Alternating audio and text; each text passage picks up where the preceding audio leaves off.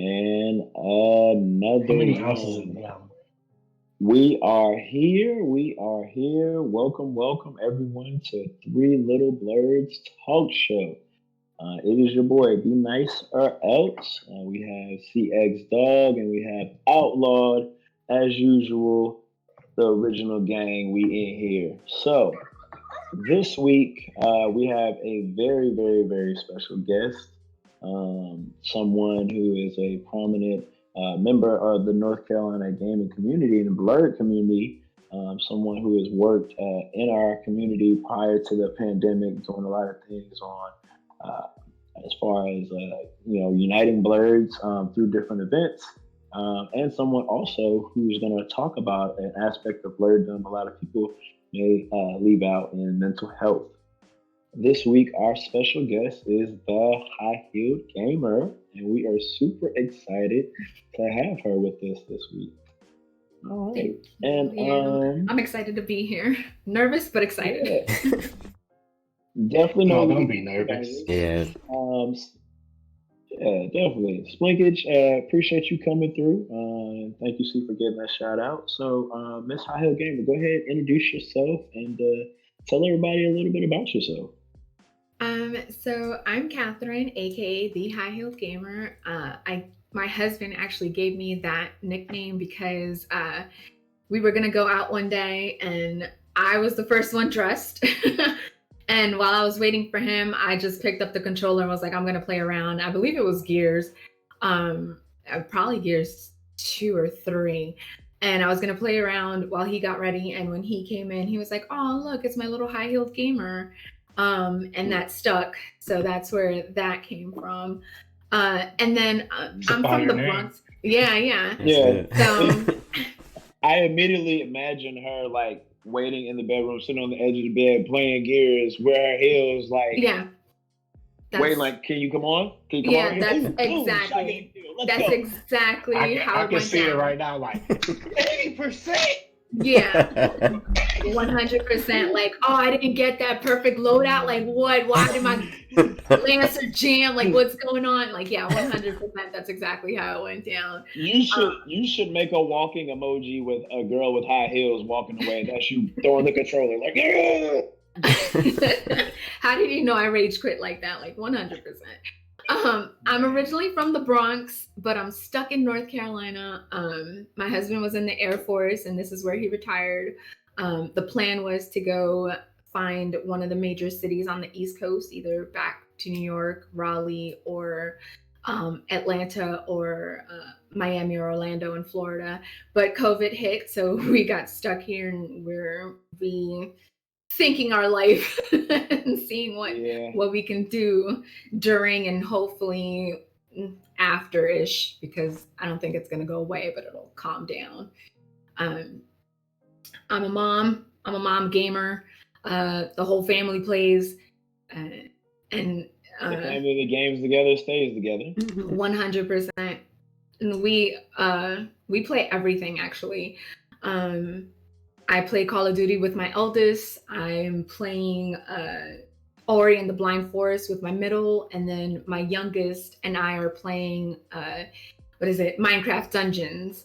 So Hey, Nice. that's Ori is a that's great that's game. spread pretty. Yeah, it is a yeah, good game. it They got is. you Yeah, spread pretty far out as far as like games Oh, it's between yeah, fun. it's Minecraft and Playing Call of definitely. games. Duty. Yeah, yeah. So, yeah, we play Call of Duty with my oldest. It's kind of weird because I say things way inappropriate, and then he starts saying things that are way inappropriate, and I'm like, do I feel proud or should I tell him to calm down? Like, what do I do? Like, what am I gonna do? But do he's do I am I a parent or am I a proud parent? right, yeah. So I choose to be a proud parent because he's about to turn 23. He's living his life. So I'm like, you know what? I did what I did, and now he's gaming with me to the point where he can curse and say things and feel comfortable with me, and know that it only happens in the games. He respects me. He respects me out of the games, but inside the game, he's like, "Mom, what are you doing? Get it together!" And I'm like, "Shut up! Don't talk to me like that." Like it's such a weird, fun Hey, thing to do. Yeah. Hey, can you imagine them being on your team and you hitting Xbox record and it's him being like, "Mom, what the fuck?" And him being Oh like, yeah, "Don't you no. talk to me like that?" Oh no, I haven't recorded all the gameplays that we've done where he's like, "Ma, what are you doing, Ma? Like, get it together." But yeah, it's a lot of fun to play with him. And then my gaming crew, which consists of my husband and one of my high school best friends, Louis, aka Puerto Rican Judo. Shout out to him. Nice. He in the chat. Yeah, shout out to Puerto Rican. Is he in the chat? Yeah, we got him shouted out. Yes. And then Spliklaga, if he's in the chat as well, that's my husband. Okay, nice. Yeah. And we're Okay, gaming he in the crew. chat too. Yeah. That's what's up. Yeah. And they're very supportive of me, and I'm supportive of them because they have their stuff too that they do independent from us being a gaming crew. We're known as the Couchmen because we're in our 40s.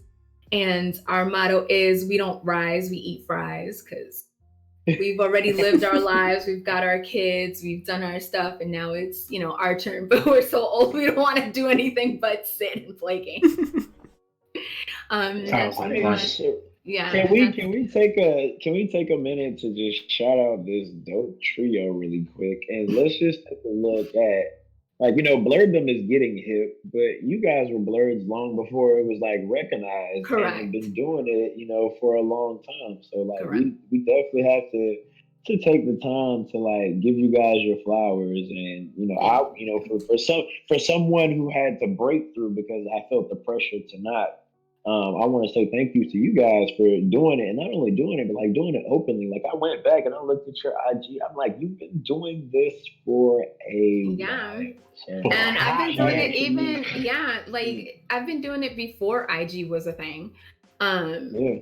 So and it's difficult because I grew up in a Hispanic household. Both of my parents came here from the Dominican Republic. So it was very much a Hispanic household, but we always played video games. That was always a thing for us. From the time my dad brought home the Atari, I was hooked on Pac-Man. I have a Pac-Man arcade in the living room along with Miss Pac-Man arcade. And we had every system since the Atari. So we always played it. That was the thing for us. But being a blerd is I've kind never of... even seen an Atari in person. It was definitely... People always say, "Well, how did you play with this?" I'm like, because the games were so simple. You didn't need 1,000 buttons like you do now. My Elite controller was nowhere close to what my Atari controller was. It was a joystick and a red button, and that was it. That's all you needed. That was it. That was it. That's all you needed. Yeah. Which one was the Didn't they have a Jaguar? They had a Jaguar, and then there's two different versions of Atari, and then ColecoVision was also a thing. Yeah. Oh. Yeah. So That's crazy. Yeah. So that's pretty much I was 5 years old. I want to say I was 5 when my dad brought home the Atari. Not necessarily that it came out when I was 5, but he brought it home when I was 5. So would you say that was your introduction to being a blerd, or 100%. Because I wanted to have the high score.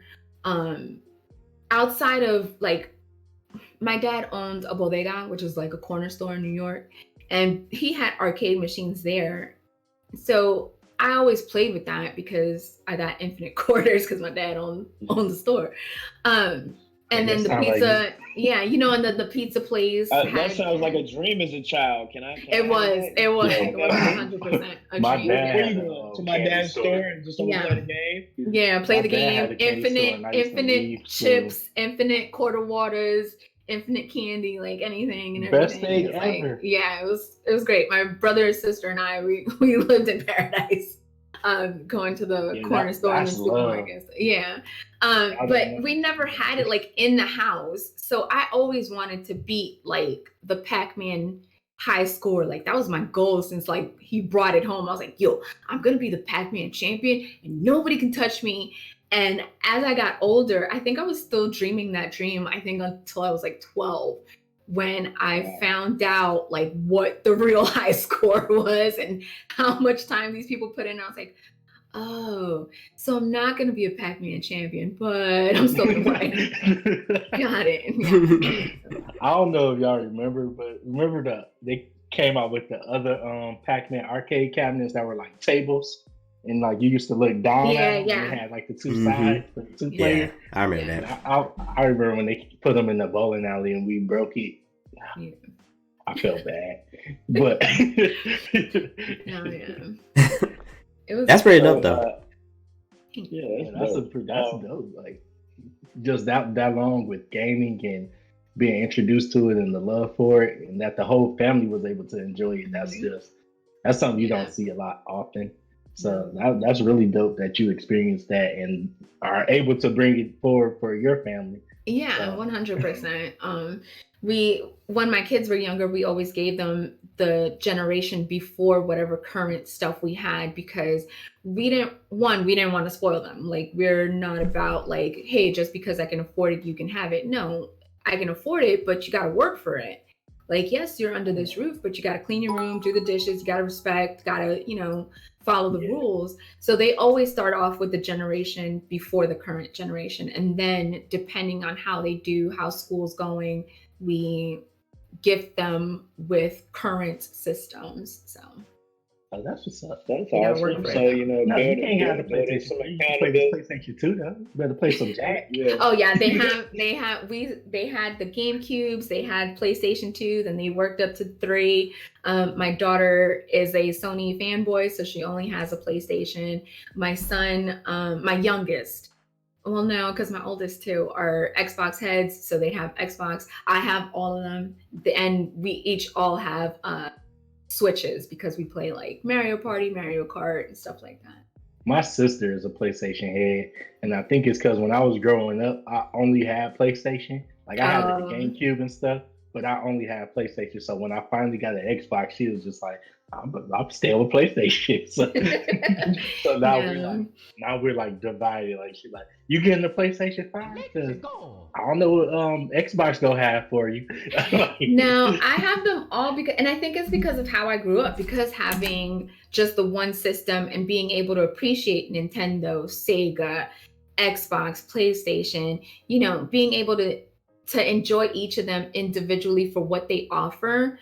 I think that's why I'm like, no, I need all 3 systems. Like, I need Nintendo, I need Sony, and I need Microsoft in my life. So I have all 3, and they're right here. Now, see, I'm gonna show y'all something. I had this since I was 4 years old. So this is like a prize of gaming. I'm interested in seeing what this is. Super Nintendo. He went PlayStation 1, PS1. The very first one. My mom worked at Circuit City, and she got it for me.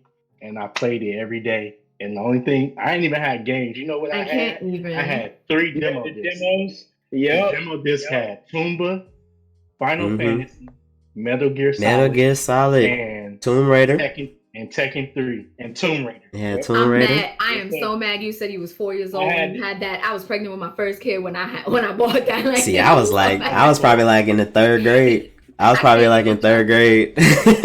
I was the freshman. I might have just turned 5, but I know my middle sister, she might have been just turning 1, so I might have been 5. But yeah, Nintendo 64 and PS1. I went to school with the controller because I wanted to show everybody I had a PlayStation. And I had the controller with no analog. Bring the manuals. Used to bring the manuals from the games. Remember, games used to have manuals in the box. They don't got that no more. That was my favorite. I used to take the little cover and be like, "Look at the cover of this one. This was yeah." Manuals were my favorite because they had like artwork too, and it was so like, good. I missed that too. Yeah, it was so good. It still works. Put it back in the book. You'd be mad if somebody don't put your artwork back in the book. Oh yeah. The way it was. Where's my book? Where's my book? And it's crazy because it still works. Fault somebody. I just played Resident Evil 2 on it. Ooh, good. PlayStation 1 had so many. That's why people love play. I feel like That's why people love PlayStation so much, because that first PlayStation had so many great franchises that are still here, like Resident Evil, like you just mentioned. So many games that even went away that need to make a return. That they Silent had. Hill. Yeah. Silent Silent Hill. Hill, 100. Silent Hill is like one of my favorite horror games. Yeah, mine Yeah. too. And Metal Gear Fatal was. So Frame. hurt when the PT little Oh, demo no. was removed. I was like, Ape Escape. Ape That- Escape. Yeah, Mhm. I just talked Yes, about Ape sir. Escape.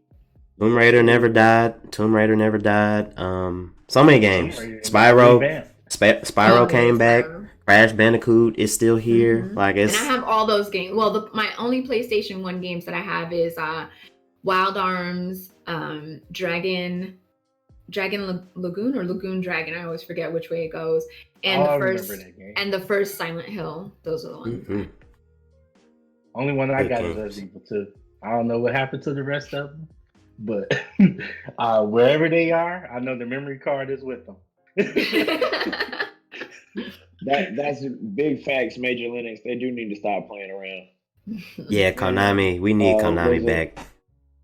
Was a huge fan of Ballerina, Tessina, and DEFCON 1 and Legend of Dragoon. That's what it is, Legend of Dragoon. Yeah, Nice. That was fire. That's fine. DEFCON I only 1, played- I remember that game.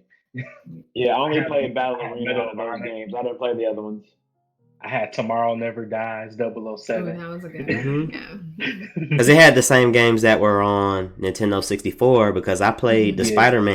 Spider-Man game. I played it on PS1 because I played it remember. on my PlayStation. And my Mhm. stepbrother had it on 64. And they didn't Way have the better on cutscenes. 64. Well, no, they didn't have the cutscenes on 64. You remember like the actual like cutscenes where they spoke. It was like flashcards on 64 because I guess they didn't have the It was memory. Like comic strips. Yeah. You had to switch them.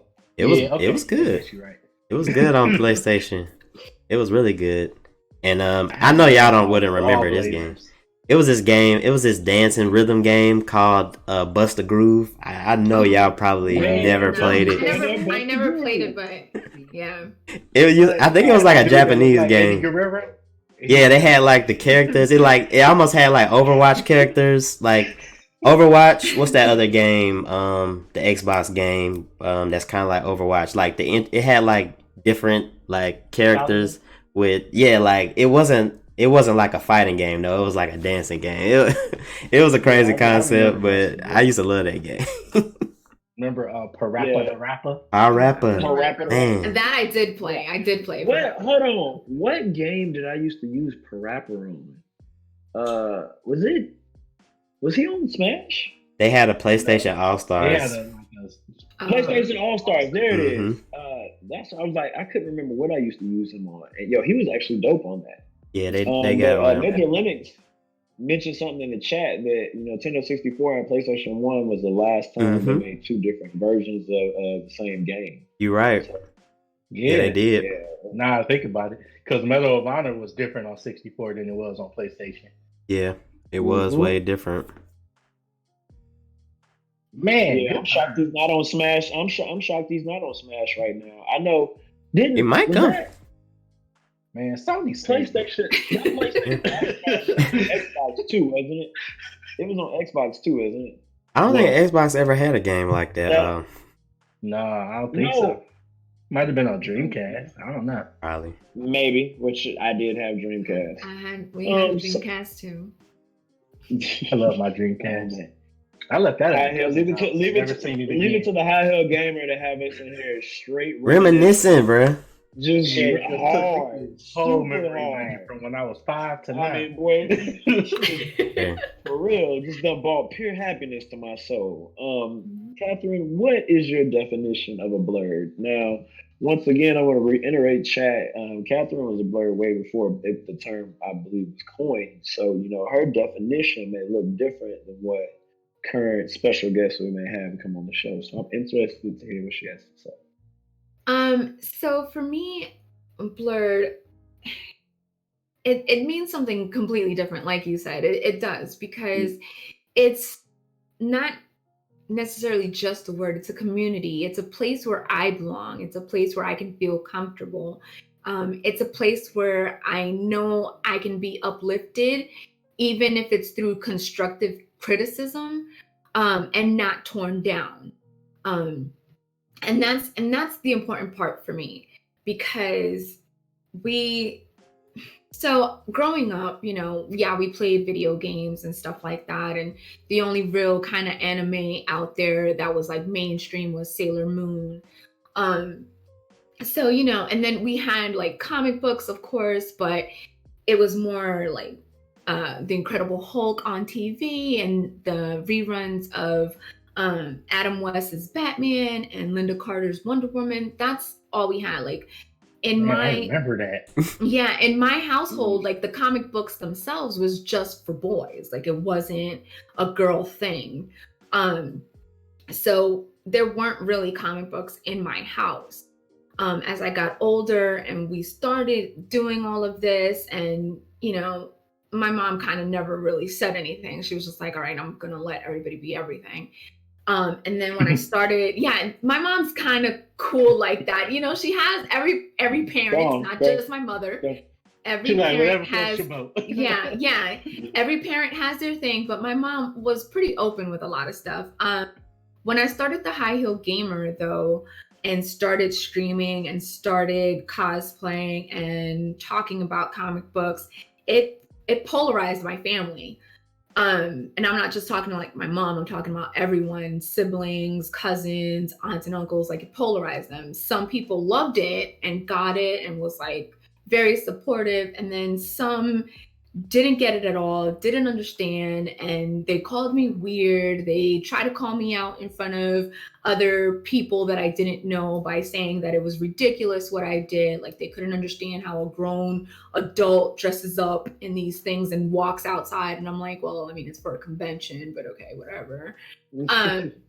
But blerd I never had that, I always had, oh my God, that's so cool what you're doing. Oh my God, I love what you're saying. Oh my God, it's so, inspiring that you admit to your faults and acknowledge that you're older in the game, but you don't care, you're still gonna do it, type of thing. And it makes me feel seen. And I'm not talking about like popularity and numbers and retweets and shit like that. I'm talking about just people getting what I do. And that's what blerd means to me. It means that I can dress up as Snow White and people are like, dude, that Snow White looks dope. Instead of what I've gotten before of like, bitch, you ain't white. Why are you dressing up like Snow White? Like, what are you doing? Like, or, the whole, like, it was so weird. So the first time I did my Snow White, I just have to say this. The first time I did my Snow White, people were looking at me weird, obviously, because I didn't do a skirt. I did the same color skirt that Snow White uses, but I did tights instead. And I did a corset and I did her cape. And I had the apple, I had everything. And people were looking at me up and down and people were like rolling their eyes and stuff like that. The photographer of the convention stared at me and then saw another Snow White. And I swear to you, I'm not trying to tear her down. I'm really not. But she was in what they call the casual cosplay. And it was just like a Halloween costume kind of thing. And he rolled his eyes and shrugged his shoulder and asked her for a photograph. And I'm like, all right, fine, whatever. I don't care. Sucks to be you. And I go down to the convention floor and I shit you not, as soon as I got off the escalator, this little girl, the white little girl, looks up at her mom and goes, Mommy, it's Snow White. It's Snow White, Mommy, it's Snow White. Can I talk to her? Can I please talk to her? And the mom was like, yeah, sure, go up to her. And like, she was like, Snow White, you're like one of my favorite princesses and I love you so much. And I'm like trying to hold it back. I'm like, be the princess. I'm like, oh, thank you so much. And I'm trying to do like as nice of a voice as possible. And she hugged me and she kept saying that how great she was. And after that, I was like, yo, can I curse? I've been cursing. Fuck what everybody else says. I do it for me. I'm not a professional cosplayer, never claimed to be one. I'm part-time cosplayer. And I do it for me. And then, moments like that, they're perks. They're extra bonuses in my life. So, it goes to that. Like my siblings like it. They support me. My mom understands the video game stuff, and she was like, "Oh, you're like Ninja," and I'm like, "Do I say yes or do I say not yet?" And like, what do I tell her? And I'm like, "Yeah, kind of." And then, you know, and then the cosplay stuff, I explained it to her before I showed her pictures because, you know, I didn't know how she was going to act to it. And I explained it to her, she was confused. And then I showed it to her, and then I kept explaining it. And she was like, "Oh, look how beautiful you look. Look how great you did your makeup." And I was like, "Thank you." I'm like, "Thanks, Mom." Thanks. So, you know, it's weird because you want your family support and you want them to have your corner. But you also feel comfortable knowing that the blerd community's got you, and they will. Yeah. And, you know, like I said, it's constructive criticism. Like, yeah, they could say like, "Oh, you know, I like your outfit, but maybe you can do this," without sounding condescending or rude or like an asshole. And they're because they're trying to lift you up. They're trying to see you continue that. And that's what blerd means to me. I hold it near and dear to my heart, you know. That's what's up, right there. That's awesome. That's what's up, man. Very insightful. I knew, like, just the tidbits that I knew about you. I knew your definition was going to be completely different from everybody else's. That was everything I needed it to be. You know, right now, blerdom is in a transition right now. I really feel like we've kind of teetered like back and forth on the cusp of like either pushing into the mainstream or, you know, claiming some of that time and then falling back into our own type of communities. But I really feel like there's going to be a push here in the next year or two, and we're going to stake out a place full time in the limelight. And so everybody, you know, like you and the people from the past, we definitely have to pay homage to you all for leading the way and opening the doors for us to be able to do things like have a talk show on Twitch and you know, talk about gaming and go to cons and cosplay without the fear of somebody saying you look stupid or things like that. So, you know, we thank you for taking the steps forward and allowing us to come and give you these roses. The roses you probably think you didn't deserve. I don't. But I will take food. Like, yeah, I could keep the roses, but like send me the burger, pizza. Like, I'll take the roses. You know, y'all can keep the roses. Like, I love a good burger. All right, so since you say that, who got the best burgers? Who makes the best burgers? My husband. No, my husband. It made it home. That's a good answer. My husband. Homemade. Mom. So before I was a Buffalo Wild Wings burger fan. Like I loved their burgers. Like, it was great. Yeah, they're not that bad. They're not that bad. No, I loved their burgers.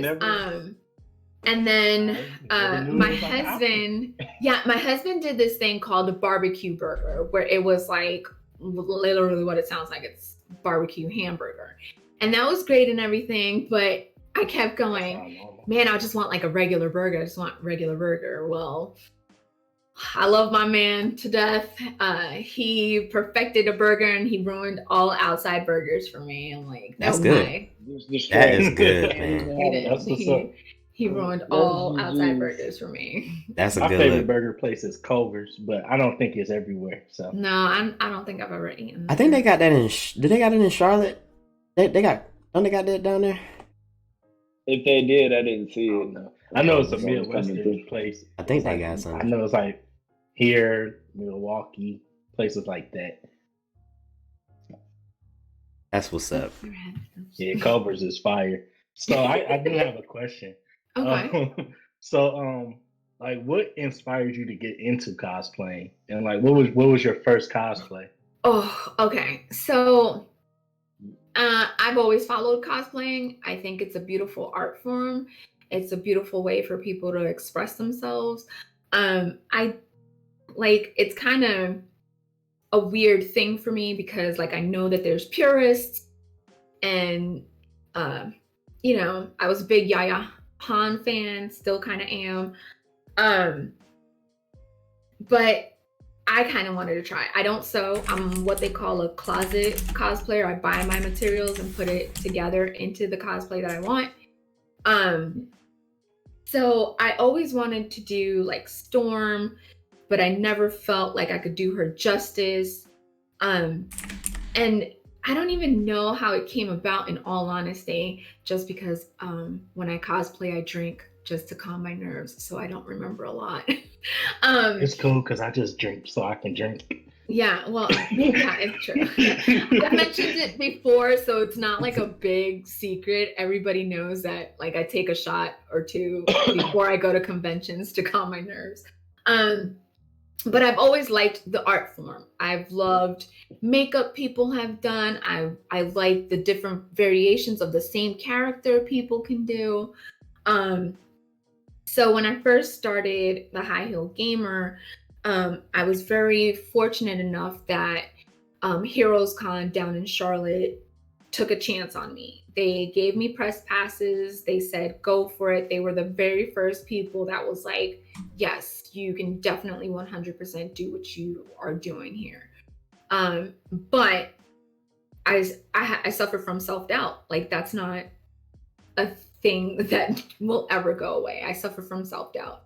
So having looked at all these beautiful people do cosplay, I'm like, I'm gonna wear a mask. Like, what character has a mask? And my second favorite character outside of Storm is Catwoman, specifically Eartha Kitt's Catwoman.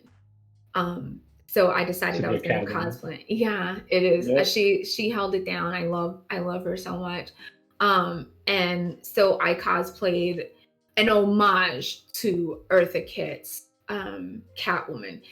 It was not great. The mask was too big for my face. So my interviews, like I interviewed Author Sudan, the writer of the Walking Dead comic books and Marvel zombie comic books. And it's terrible because you can barely see my face. So I was like, I have to revamp this. I have to redo this. I have to figure out my life as a cosplayer. But my first one was Catwoman. A lot of people loved it. A lot of people hated it. I feel indifferent about it. It's like, oh, it's cool. It was my first one, but I could have totally done it better. Like, you know. And then from there, it just went. I think the next one I did was Jasmine from Aladdin, followed by the Snow White. I did a female Thor. I've done a female Joker, which I love my female Joker. I absolutely love my female Joker. I feel like I'm forgetting one, but those are the main ones I've done. And just in case you guys haven't seen any of our cosplay photos, we did drop some. Yeah, we did drop some on the Instagram today. She thought I was gonna find use for all those photos she sent me, but I was just banking on them. Thank you for sharing some of your wonderful prized possessions in cosplay. I see how much that means to you. So thank you for sharing those with us and sharing that with our followers. What kind of blerdy projects do you have on the horizon? There was one I wasn't aware of that we talked about very briefly before the show. Yeah. The wrestling podcast, but just talk to us very briefly about what you have kind of on the rise coming up. Okay, so let's see, where do I begin? So I have a YouTube show called The Late Night Nerd Show. It was more con based, but because of COVID, I shut it down. But I'm thinking of revamping it through Zoom and Google Meets and stuff like that. So that's my show. That's what I do. And it's everyone from beginners to experts and everyone in between. I don't care race, ethnicity, just don't be an asshole. That's pretty much it. So I interview anyone and everyone. I've met a lot of people because of the Late Night Nerd Show. It's put me in a great place to have not only networks and connections, but friends. I've made friends through the Late Night Nerd Show and interviewing people, and I'm very proud of that. I have, because of the Late Night Nerd Show, I was approached by an up and coming TV show called Issues With. I did a co-hosting job at. Hey, we're not gonna let that just slide. Oh yeah, congrats. Clap in here real quick. That's what's up. We went full circle because last year we went to Heroes Con and we shot the pilot. I was on the floor talking to everyone. Jeff Messer, if you guys know him, he's very big in the comic book industry, was interviewing in a studio room that Heroes Con gave us. Because of COVID, we had to kind of put a pause on Issues With. We were going to market it to major streaming services. But because of that came a sideshow called The Breakdown. It is it's live on Facebook every Wednesday at 6 p.m. and it's my show and they gave me The Breakdown. So I interview everyone and anyone in the comic book industry. So actors, artists, writers, if you're in the comic book industry, whether you're doing your first comic or whether this is like your 100th comic, I interview you. So yeah, that's it. And that's fire. That also has one, it's opened a lot of doors for me to meet new people. Like I met Royce Johnson from Daredevil and Jessica Jones on Netflix. I met this wonderful Girl Scout, I don't want to call her a child because she's a teenager, who did her first comic, and it was a great comic about adoption and what the child that was already there feels when, you know, a child is adopted, and she won an award for that. I've been able to bring on the people that I love, like Greg Burnham, who's written for Tuskegee Heirs with Marcus Williams, Ming Chen from the Comic Book Men, who is my friend. I've been able to bring him on the show.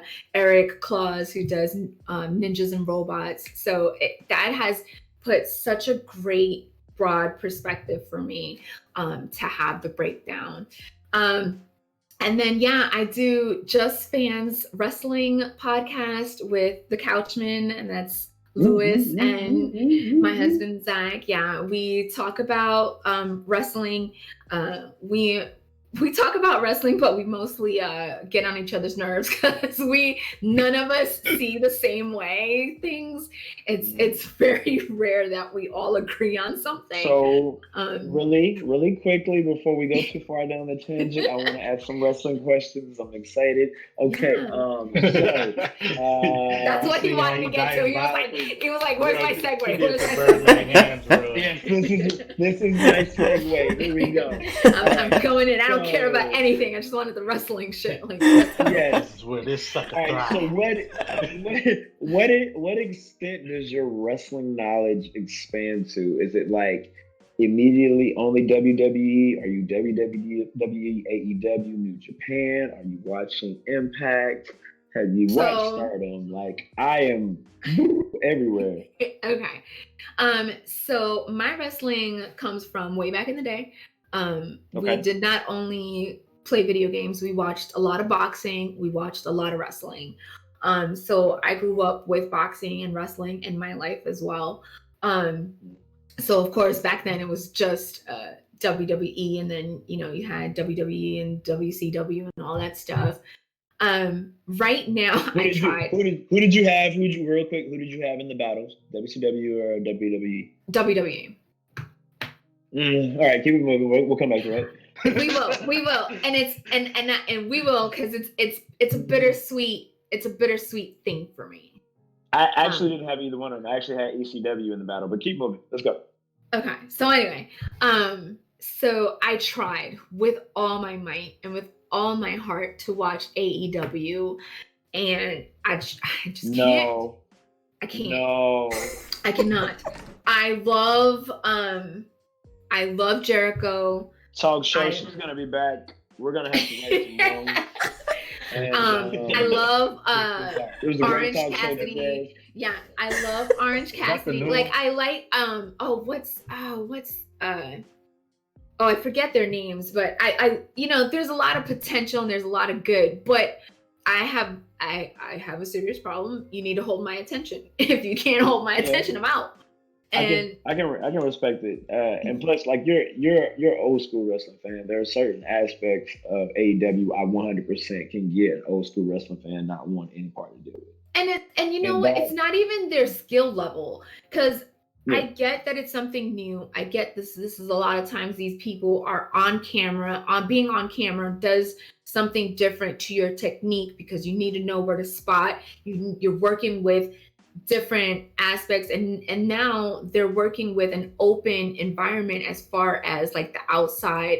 So you got cold, heat, wind, anything, and like I get that, but you're not grabbing me. And like what's the dentist chick, Dr. what's her face, Dr. Britt Baker, that bitch. Did you know she's a dentist? Yeah, she is. She has her Did you know she had an MD? Yes That's why I was like, the dentist bitch. Like, I can't with her. Like, I get her stick and everything, but it's so repetitive, it's so boring. Like, I'm so over it. Like, I'm out. I tapped out and I was like, y'all have fun, y'all let me know what happens, I'll read the highlight reel, and that's like about it.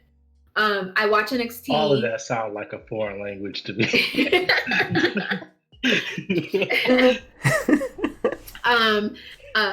Ring of Honor, I watch when I need a good laugh.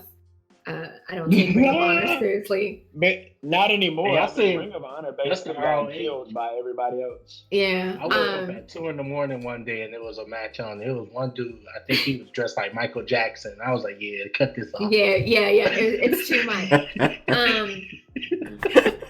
I haven't watched New Japan Wrestling. I haven't watched Lucha Libre Underground. And I haven't recently watched Impact. So I'm just NXT, SmackDown, and Raw right now. They got Lucha. No, Lucha Underground is all but dead, but AAA is probably like the best Mexican promotion out right now. Lucha Underground, they was just trying to hold people forever with these terrible contracts. But anyway, let's so who is your favorite female and favorite male wrestler and favorite tag team right now? We're talking like across the board. Like, we're not talking just across the board. No, we're not talking any specific franchise or anything. Just who would you like as a female wrestler, who would you like as a male wrestler, and who would you like as a tag team? Christ. I have, like, you're putting me in such a position because I have to actually pick one. Pressure. We do this with every person's wheelhouse as they come on the show. Yeah. So, okay. The Hardy Boys. They're not even together anymore. I know, they're two completely different wrestling promotions right now. Exactly. You said it wasn't subject to us. True. Females. I think I'm gonna see. This is where it gets tough because I honestly don't know. Like, I know who my female is. Easy peasy. So right now, Stratus. I guess Trish Stratus. Jesus. Always and forever, but no, not currently.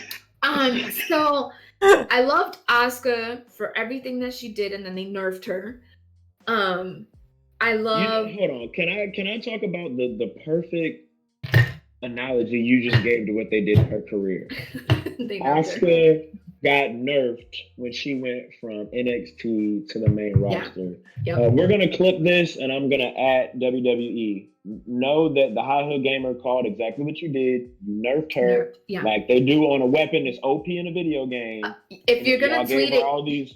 If you're gonna tweet it, be careful. I've been banned from Twitter quite a few times for calling out companies. Well, I'll do it on my personal account, so it doesn't affect 3LittleBlerds' relationship with them. Man, if we don't make a couple ban lists, we ain't doing something right. I've been banned. Super nerd.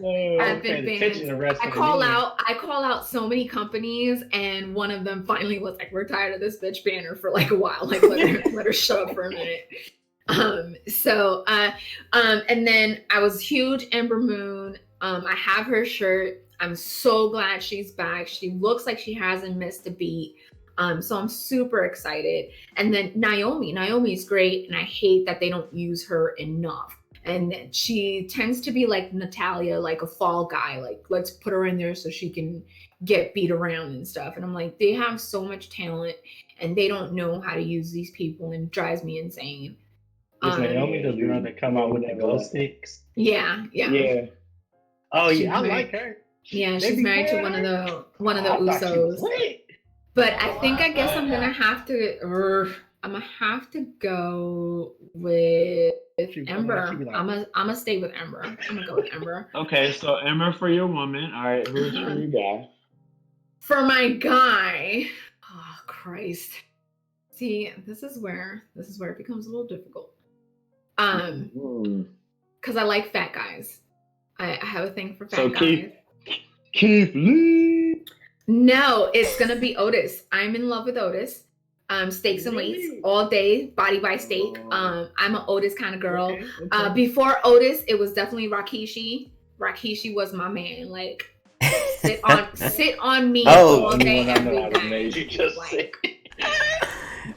She likes what she likes. I do. And even though he's not like officially fat, I am living for Announcer Joe. Like Suit Joe, yes, all day, every day. Like Announcer Joe is my thing. 3LittleBlerds on the no judge. No, I like being fat. Man. I'm finally convinced my husband to try to be fat. We were on the fence about it. I was like, babe, I gave you like so much of my life. I gave birth to your kids. Like, please get fat. Like, get fat. And he was like, I'll consider it. And I was like, okay, I'll take it. So, listen, Puerto Rican Judo seen my face, man. He seen my face when she said Otis. I was like, cause and it's not even. Camera, and I could have zoomed in on my face and been like. Yeah, I've seen it. And I didn't even know. It's not even. And I'm not even gonna pretend. Like, I'm not even gonna pretend any difference. It's 100% a crush thing. Like, it's not even like I'm not saying he's the best wrestler. I'm in love. Like, this is love. Like, I tweeted Otis and Sonya Deville before, like, she left and everything, and I was like, can I be an Otis and Sonya sandwich? Like, can y'all just like. Sandwich, please. Like, I would love it. And I didn't get a response from anyone. I got no response from anyone, but a girl can dream type of thing. Puerto Rican Judo, I'm definitely gonna go back and clip my face, bro, because I remember like when she said it, because I was laying in, I was excited, and I was like, Otis, I'm in love with Otis. I'm getting the t-shirt steak, body by steak, because I just love Otis. He's my favorite. And then tag team. I'm still going with the Hardy Boys. I can't with you right now. That'll be yours when we get to yours. That'll be yours when we get to you. You'll have to get to me. That's the only thing. It's gonna have to be, and I know Puerto Rican Judo's gonna hate me for this because he's just like over it, but it's gonna have to be New Day, 100%. These guys know each other. These guys, and not to take away from the Usos because they're fucking twins, but the way the New Day operates and flows is a little different than the way the Usos operate and flow. The Usos have this thing where one wrestles, they tag in, the other one wrestles, and they have their moves together, but it doesn't flow. It's like it breaks. If you understand what I'm saying, like when they do their moves together, there's a break in between it. When New Day wrestles, exactly. When New Day wrestles, it's you got one flying, one rolling, one doing this, one doing that, and it's a flow. And I like that a lot. I like a flow. Just better choreographed. Yeah. And New Day edges out the Usos because of that. Yeah, and that's actually big. You also get the intricate thing, and you get two different combinations of that, because you get Big E and Xavier, you get Big E and Kofi, you get Kofi and Xavier. Exactly. So you really get to see all the differences and what they can do as a team. So I respect those. And honorable mention has to go to heel Roman Reigns. Heel Roman Reigns. I am the tribal chief. bow down to me, bitches. Like I'm like, yes, Yeah. all day. Hey, every Hill day. Roman was Yeah. a savage. No, Hill Roman still is. I don't know if you guys heard, my husband just yelled. I didn't know what it was, but yeah, I heard it. My husband just yelled. He's yeah. So that's what that's what I'm working with when it comes to wrestling. So. I only knew the last two people you talked about. I know it's Xavier Woods. Yeah, up, down, down. It's a thing. And so also quick shout out. Yeah, I know Xavier Woods. They fighting Xavier Woods, Like Big years. E, and Kofi. Yeah. We're definitely going to clip this too. Hey, look, we are ready for y'all whenever y'all get ready to come on the show. We will have the High Heel Gamer probably here that day too to come join us. So, we're looking forward to working with y'all. We're just calling all our shots right now while nobody's paying attention because we're coming through. So I would probably say my favorite individual wrestler right now is probably Keith Lee. From male, because he just has a huge variety as far as a wrestling skill set. WWE does not turn a lot of people loose with their moves. I see you have something to say, but that's fine. It's my turn. You get No, I'm letting you because I'm holding it all in. I'm letting you have your Keith Lee moment. Okay. This is thoroughly entertaining. Y'all just don't even I'm know. gonna let you have your Keith Lee moment. Yeah, Siege is over here like, Shut it down. I know who Keith Lee is, though. I 110% know who Keith Lee is. He did.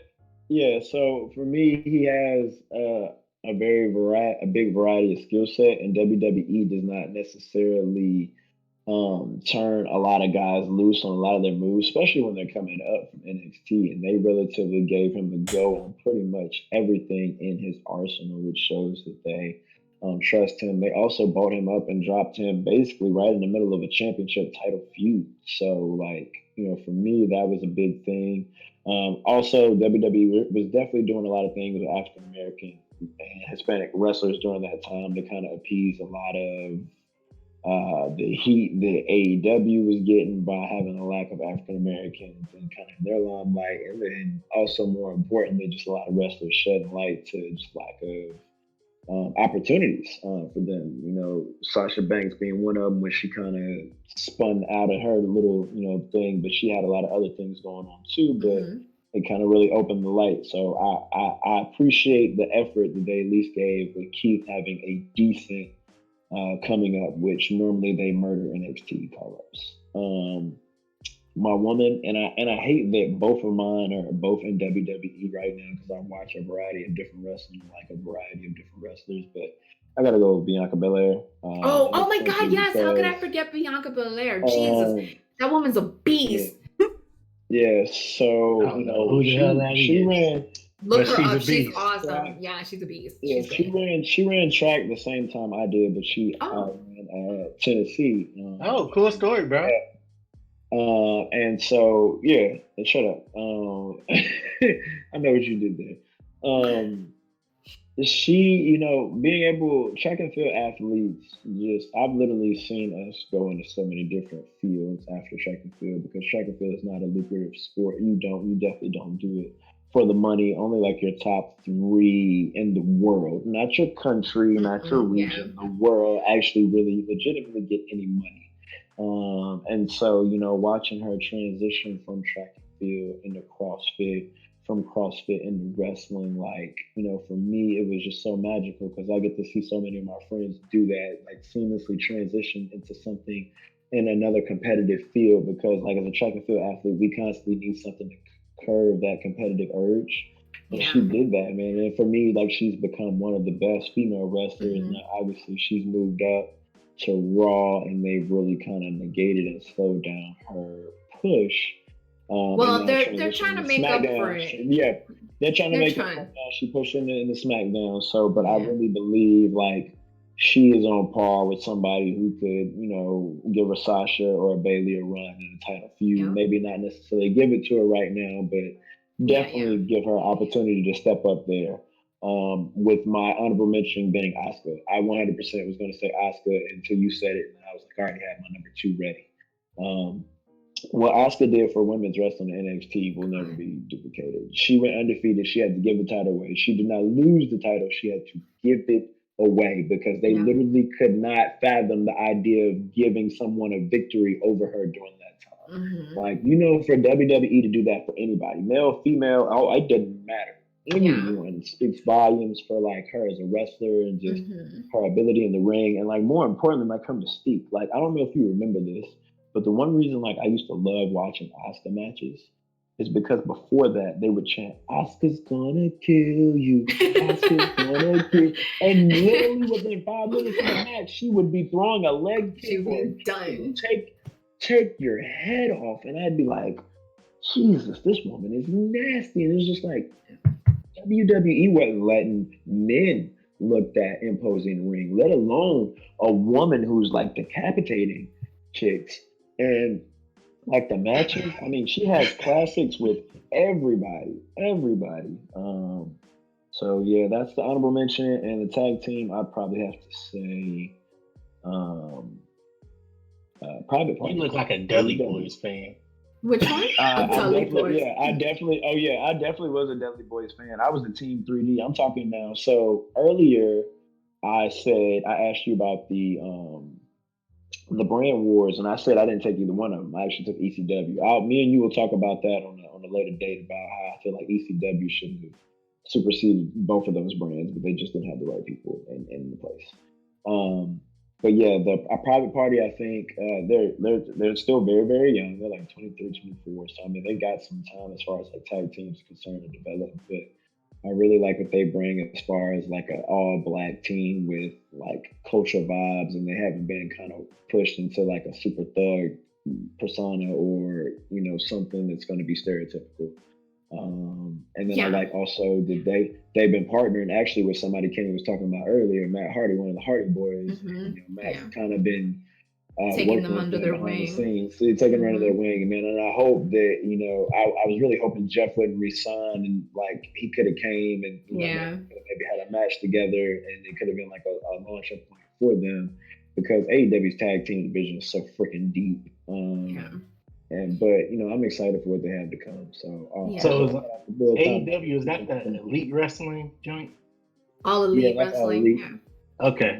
Yeah. I was just trying to catch up, make sure I was. And so me and High Heel Gamer definitely had some different point of views. We probably won't dive too deep into those today because we could be here for several hours. We could, 100%. While my husband's yelling and Lewis is like sending text messages and stuff. So like, 100%. Really quickly, we'll get C and Kenny to chime in. Hey, y'all give us just 2 of y'all favorite wrestlers really quick. I know y'all used to watch. I'm not current right now, but definitely can get y'all to chime in on something.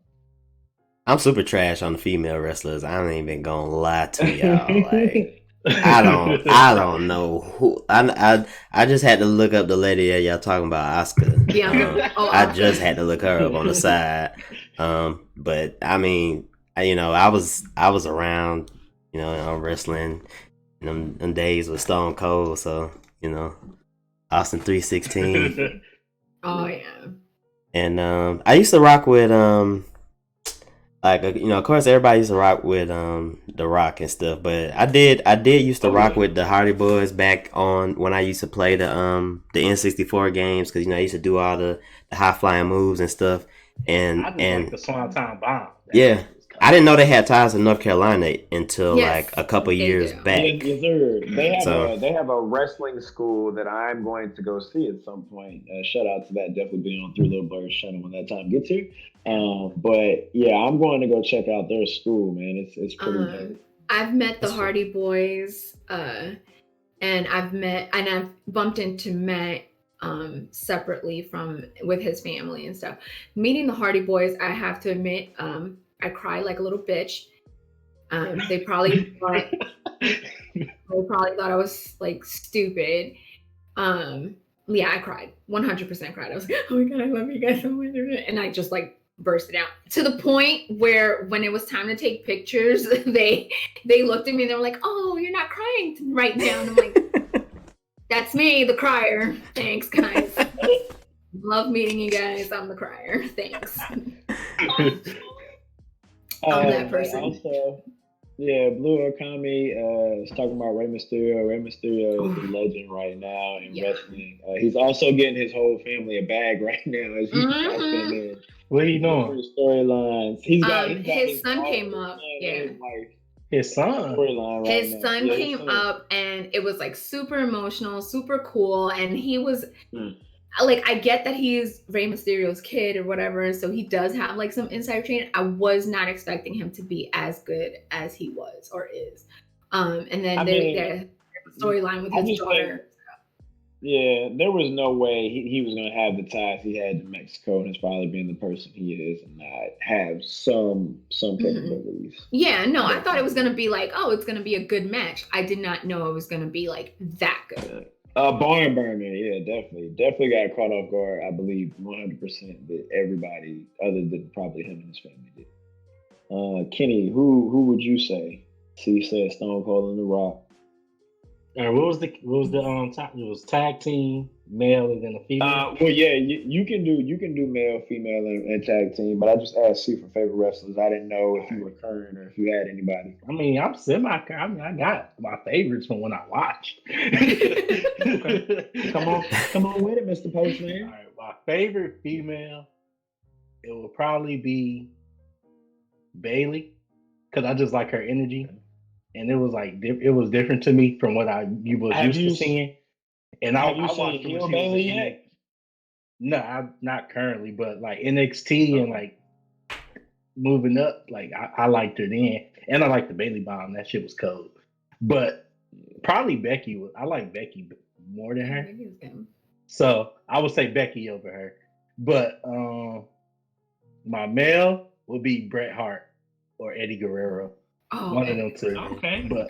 But those two were like Bret Hart. I had this wrestling game, and it was like it wasn't even like a traditional wrestling game, but the characters had like powers. Like it was crazy. It was on PlayStation, and I played it every day.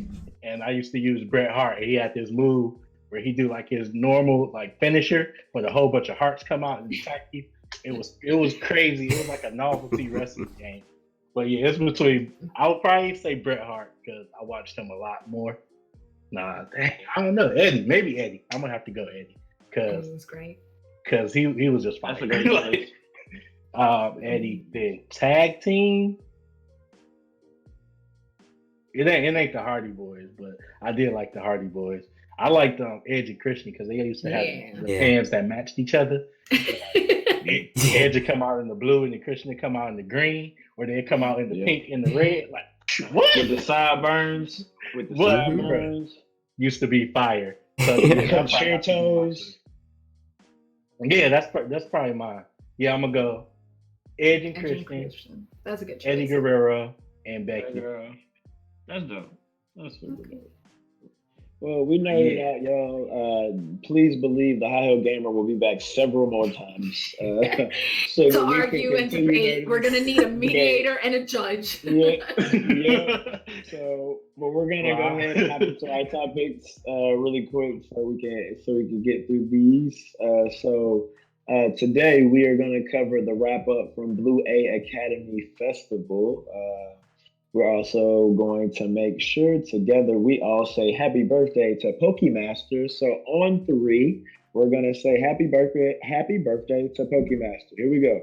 1, 2, 3. Happy birthday, Pokemaster. Happy birthday, Pokemaster. Pokemaster, we appreciate you. Yeah, Pokemaster. It's Colberg nonsense. So he had his little start his birthday stream today.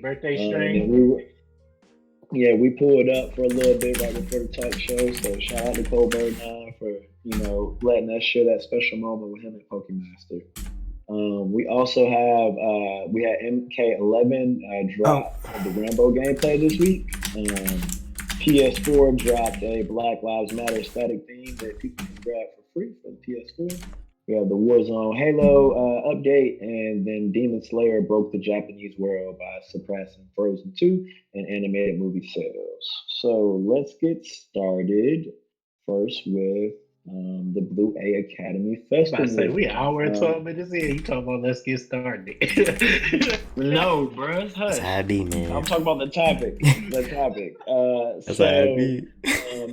this past week, this past week we had the Blue A Academy Festival, which is a festival put on by Blue Satire and friends. Blue Satire is a very dope streamer in our community, and he decided to take a week off from gaming to showcase all of his friends that he plays with regularly. That he thought it would be a great idea to showcase them to everybody else. Shout out to Blue Satire. We had 7 days of great different streams, everything ranging from art streams to food streams, fighting labs, and Sims. So a variety of different things. And also another big shout out to Blue Satire for trusting 3LittleBlerds for helping with the marketing for that. So Blue definitely took a big step. He did not have to take off a week off of streaming for us. But he thought it'd be a great idea to do that. So shout out to him. Y'all make sure y'all follow him. We're gonna get a quick shout out for Blue down in the chat. Appreciate him. Next thing we're going to segue into is the Friday Night Fights wrap up. So Friday Night Fights this Friday was super dope. We had Soul Calibur with some bangers. We had stiff competition. As you guys know, last week I didn't win a single game except for in Mortal Kombat. So that changed this week. I got some dubs in Soul Calibur and DBZ. Time out. But we did have. Couldn't let that pass, huh? Couldn't let that pass. Time out. No, he can't. So you added this whole topic just to highlight your wins because you get your. No, I did. No, bro, I'm getting ready to segue into a whole different thing. But since you want to elaborate and draw in on it, yeah, the week before I got smoked and I actually won some this week. So thank you. But as I was saying, to keep that segue going, we're going to be having some information coming out with some future collabs for Friday Night Fights in the future, starting in November. So be on the lookout for that. Thank you, Kenny, for highlighting the new announcement to the collabs for Friday Night Fights. What, the announcement of your L's or the announcement that you won this week? Also, we had fine with me. And they dropped Rambo gameplay this week, and so last week we got Rain. This week we got Rambo. Kenny, see, did you guys have any thoughts on the Rambo gameplay? Yeah. Gamer, did you see any of the Rambo gameplay?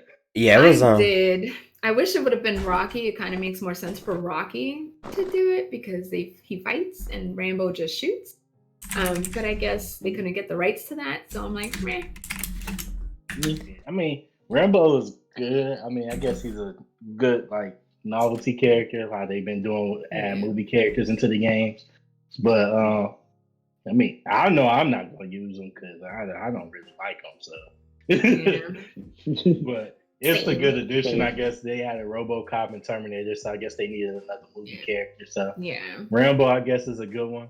I would say Rambo is probably a better option. I mean, Rocky would have been really cool, but I feel like Rambo, as far as vitality, he was better because he can explosions and he got a lot of different things up his arsenal than just boxing. And I really don't I feel like I'll be playing with I don't know if y'all play. I know some of y'all play Tekken, but is it Steve or one of them that box? I think so. One of them. Balrog from Street Fighter. Yeah, or him Steve. So I feel like it'll be like that. I don't feel like that will work in Mortal Kombat as far as the play style and the pace of the game itself. Yeah, but I feel like Rambo has a lot of things that can set up and prepare you for some good combo strings and good zoning ability. So I like the character. I just don't like the character. So I'm just glad they actually got him to voice Rambo, unlike what they had to do for Terminator. Anything is better than Ronda Rousey being Sonya. So Bro, you But just said that back. You was tight about that thing. I mean, I'm not happy about it either. yeah, that had me tight, yo. Like, what? She got Man, knocked out that's twice. just And then you was like, that's yeah, just grounded. come be a Mortal She Kombat as was one of the best characters. Like, get out of here. using her name to help get a little extra bag, bro. That's all they were doing. And then had the audacity to use her face for Sonya. Like, what? Yeah, that's kind of. I never seen them actually use the face model and voice actor for like a fighting game. That was kind of a first, but it don't bother me that much. I mean, you know, back in the day, they were just little sprites on the screen. You didn't know what, know, who was who. That's true. But I seen Rain. That was probably my biggest one I was prepared for. But I'm really waiting to see how Melina plays because in MK9 she was a savage. So. Oh yeah. So I want to see like with her variations how she's going to play coming up. So that's the one I'm looking for mostly as far as characters go. Yeah. Also, this week we had Lovecraft Country wrap up its first season. We're not going to do any spoilers as C has said that we need to work on a review for it. Kat, did you watch it? Oh heck yeah! We're gonna do an 100%. Yeah, she answered that so quick. Yeah, you watched it, Kenny? Review for that? Yeah. What? Yeah. B, I told you, episode 1. I said we gotta watch this show. Yeah, I wish we could have got the headphones. I wish we could have got a watch party. Yeah, that would have been super dope. We got season 2 though. It's on the way. Yeah, man, we gotta talk about it. Watch party coming soon. I'm excited.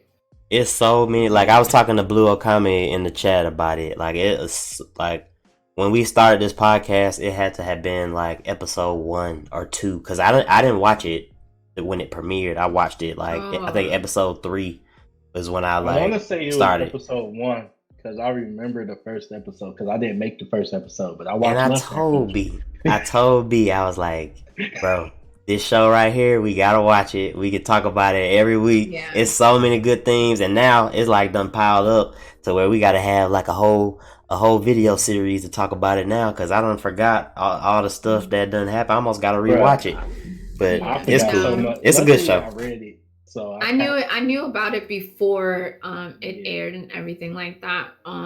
So I was interested to see exactly what it was about, and then the trailer dropped, and I was like, yeah, watching this 100%, like no question about it, and it did not disappoint. So like instantly hooked, like first scene, first episode, first everything. You like what all they had to do was tell me that Jordan Peele and J.J. Abrams was on executive producer. I was like, oh, they're not gonna put their name on nothing that's bad. And then I watched it. I was like, yo, are they serious? Like, bro, I can't even like talk about it too much unless I know B ain't really watched it, so I don't want to spoil it. But we coming back to talk about that so much before the next season come back. We like the art and all of it so good.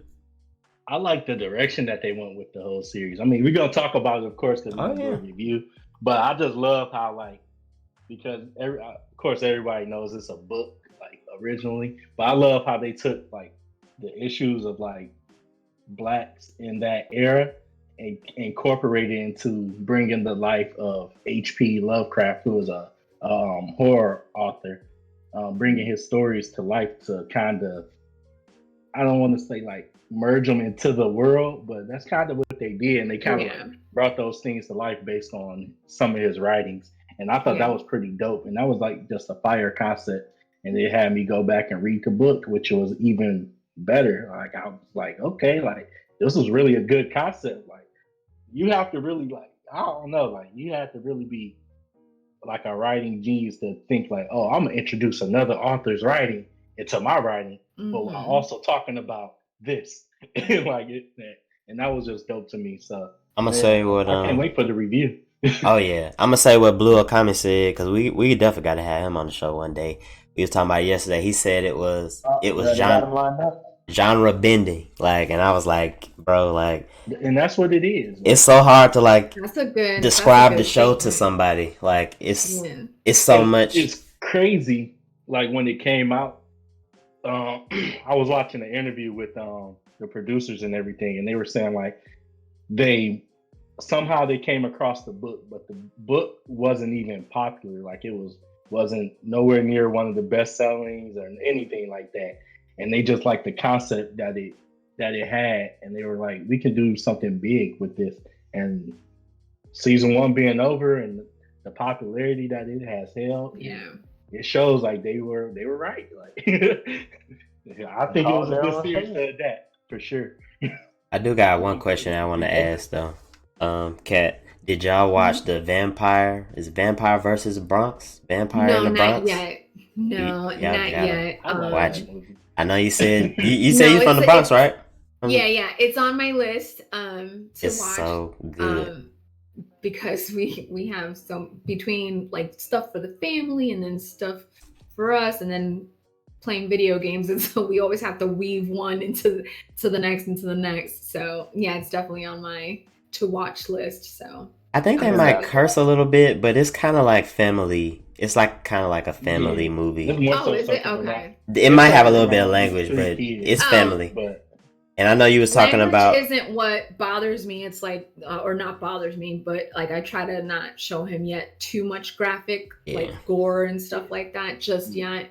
But the language, he hears that shit here all the time. Yeah, it's super good. I know you was talking about the bodega. You was talking about the bodega because it's like surrounding the bodega. They trying to raise money for the bodega, and then like that's like the meetup spot where like it's like modern. It's modern, but that's the meetup spot where they link up. It's a good movie. I can't wait. Yeah, it was good. And then other thing I'm gonna mention. Bronx Lost Boys. Yeah, pretty much. That's another whole conversation too. The Bad Hair. Did y'all hear about the Bad Hair movie? Yes, I just saw that on my Hulu like featured stuff, and I was like, "What the hell?" And then like I read it, and I was like, "I almost want to watch this like right now." Like I need you don't. And then I saw the trailer, and I was like, "It's supposed. It's like one of those silly horror movies. Like you watch it to like laugh." Satire. Yeah, like I saw Usher, and I was like, I keep comparing it to movies, but it's the hair version of Idle Hand. Yeah, it's just silly. It's something like because like around Halloween time, I like to watch stuff like that, and that's like the fact that we got something this year like Lovecraft, where it's like deep and it's like basically relevant to like modern times, and then it's like creative. It just kind of open up the floodgates for just like creative freedom, like going forward. Like so, we definitely in for some more good stuff. And hopefully they do some more. Make some more productions like that. Yeah, for sure. Representation is important, man. We talk about that on this show and on our channel all the time, man. Is not only having us in the process, but then having us on screen participating, acting, being in every aspect. So yeah, Lovecraft Country review coming soon. The High Hill Gamer is also super excited about the wrap up and what's to come with that. PS4 released the Black Lives Matter static theme. Shout out to PS4 for doing something for the culture. They are definitely still following some of the norms that a lot of companies have been doing, and either supporting us or then just trying to capitalize off of the wave. But PlayStation has been in support of a lot of things that are for the culture. So I don't know if you saw the news. I think it came out like yesterday or was it Friday night? They got Travis Scott to be like a creative. Yeah, the creative. Creative representative. I'm like, yeah. This man got to deal with. This man got to deal with everybody. Every Fortnite concert. Shoot, before the Fortnite concert, he was already making moves like this. So you gotta applaud him, his work ethic, his representation. He took the time to really just heavily weigh in on how Black creators are making space for each other right now. Travis Like, Scott. if you would have told me 5 years ago, Travis Scott would have went from Mamacita and apple pie to having his own McDonald's meal. McDonald's Yeah, the Travis Fortnite? Scott meal. Fortnite concert. Tommy, Travis Scott out here working like a black Jamaican right now, bro. He got This man got bro. Yeah. They don't know when. Travis They Scott don't ain't know your when to uncle stop who working. always going from one job to another. this man is Bro, booked. shout out, No days off. no days off, man. Shout out to him pushing the culture. But see, it's people like Travis Scott opening up avenues for people like us, 3LittleBlerds, and the high head gamer And dealers. still producing music all at the same time. Yeah. Producing music all at the same time. But that should also be an inspiration to us to not get complacent in what we're doing and continually Yeah. push the effort on that. So, Because now I want my own McDonald's meal. Can you imagine? Yeah. Let me get the outlaw number 6. Give me the restaurant. McDonald's, so I don't even I know can what they make the make. whole menu. I don't want McDonald's at all. No, Don't it's want been it. a year in the No. making, but I'm working on a High Heel Gamer beer. It's Let's been a go. year. That's what's up. I don't drink It's been beer, a but year in I'll the try it. making, but we're in the process. So yeah. Listen, That's dope. you get us the 6-pack, we will drink one while we do a podcast. Oh yeah. Yep. Yeah. I'll host the whole beer pong tournament. Yeah, we just will do it. Shout out to the High Heel Gamer for giving us something for the culture. We can't wait for that beer. We're gonna clip this and hold it to it. Yeah, no, it's been like I said, it's been a year in the making, but we're there. So Hey, That was time. super That's all that matters. That's all that matters. Our next topic, the most hyped anime probably of 2020, Demon Slayer. Movie breaks box office records for the weekend for the gross for Japan. So they roughly bought in about 44 million US for the opening weekend, with over 3 million cinema goers traveling to theaters. First and foremost, Japan is open, and they have got rid of all their COVID cases, and not only have they gotten rid of the COVID cases, but Demon Slayer broke the movie theaters over there, pushing in front of Frozen for the highest anime sales or animated sales in a weekend. wow. They didn't even reach the West yet. Yeah, ain't even reached the West yet, so that's coming Next year. Next year. 2021. Oh, So we got a plan. We got a plan for that. We got to make a Hey, trip or I'll come out something. to North Carolina. We're going open night. Hey, Plan pull the up trip and open see. night.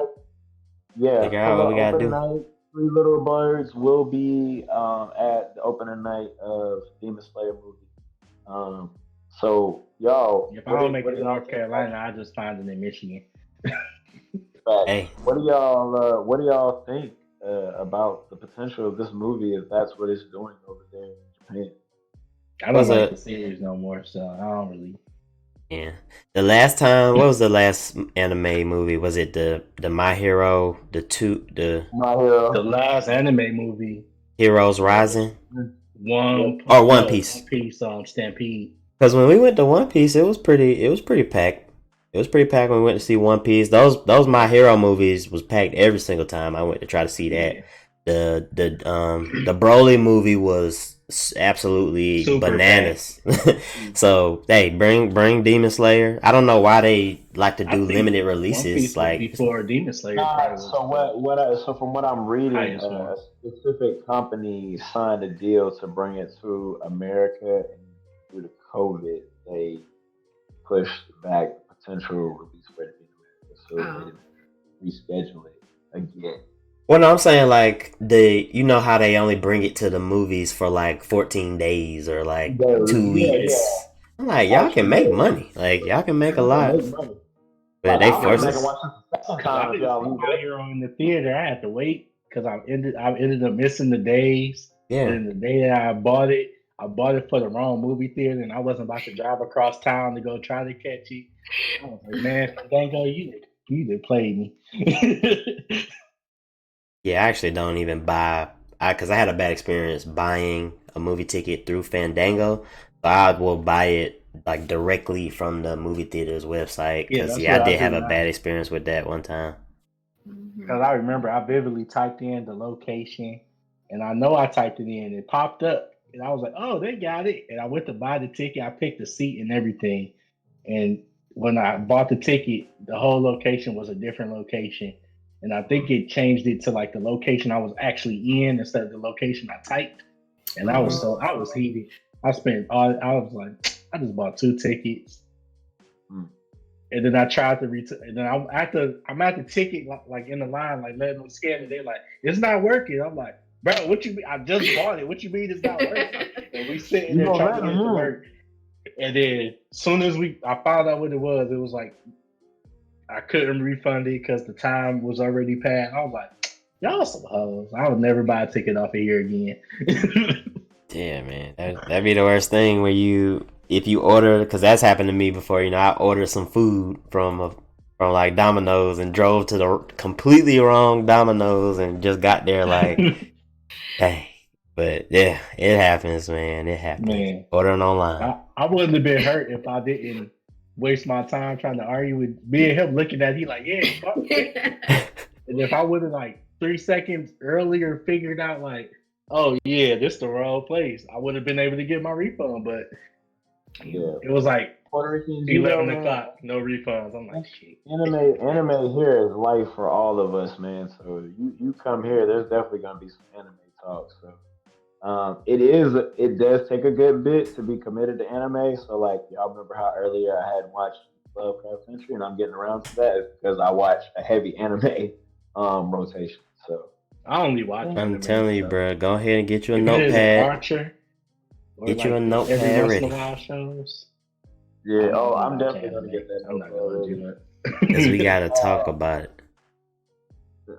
So as we're wrapping, getting close to our end here, High Hill Gamer, we normally give everybody an opportunity to talk about topics that they want to go to in the week. I know there's one specific topic that you're very passionate about, and it can help all of us. And it's our mental health. And I just, as we're wrapping up, I would love for you to talk about the importance of mental health, especially mental health for gamers and blerds. Being in our community is a little hostile sometimes. We deal with people backlash.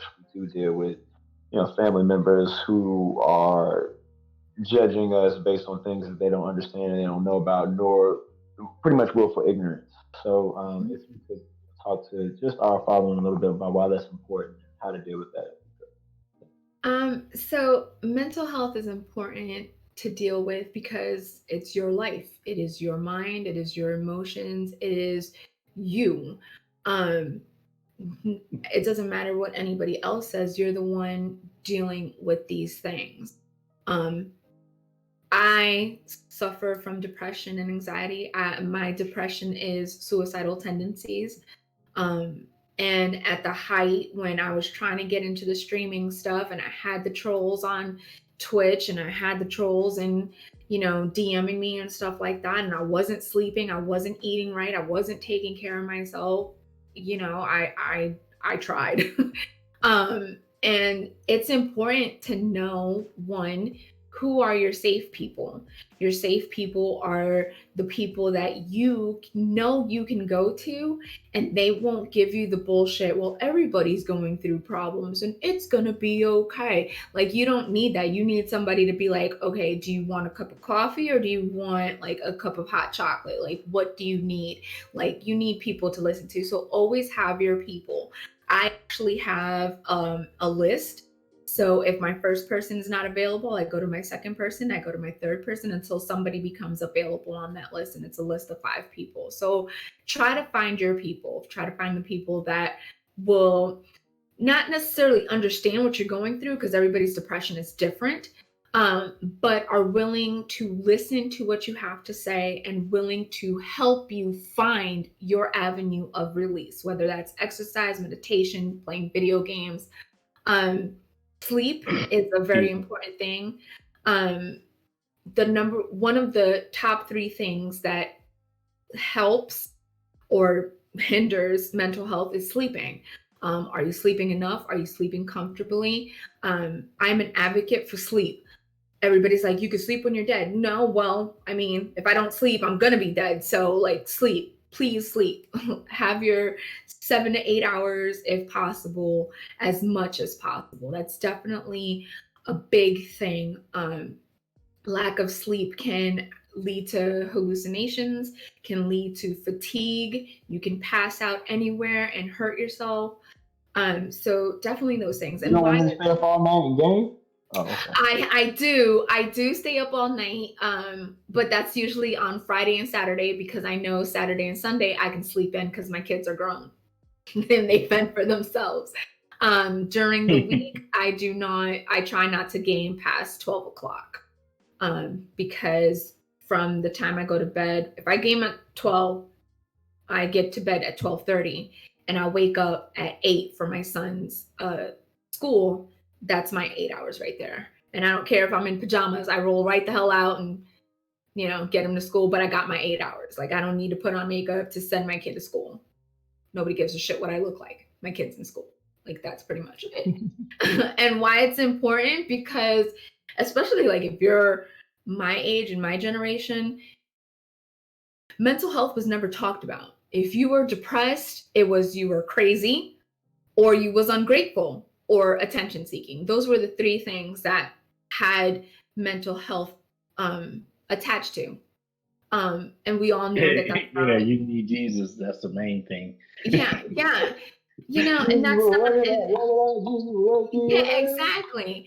But the truth is, a lot of us still carry that, like, okay, it's my problem, it's my burden, I shouldn't share it with anybody else. But the problem is you don't share it, you keep it in, it piles up, life happens, you've got all these things, and next thing you know, you're either in a psychiatric ward or unfortunately we're saying, oh man, I wish she would have told us because it would have been great to know what this person was going through before they unfortunately committed suicide. And that's a big part of it. You won't know what your friends will say. You don't know how your friends will feel, so talk to them. Because I get, and I know people are like, oh, she's a hypocrite, she tries to kill herself and blah, blah, blah. But I wasn't on meds. I wasn't taking care of myself. I wasn't talking to people. I was holding it all in and I didn't tell anyone.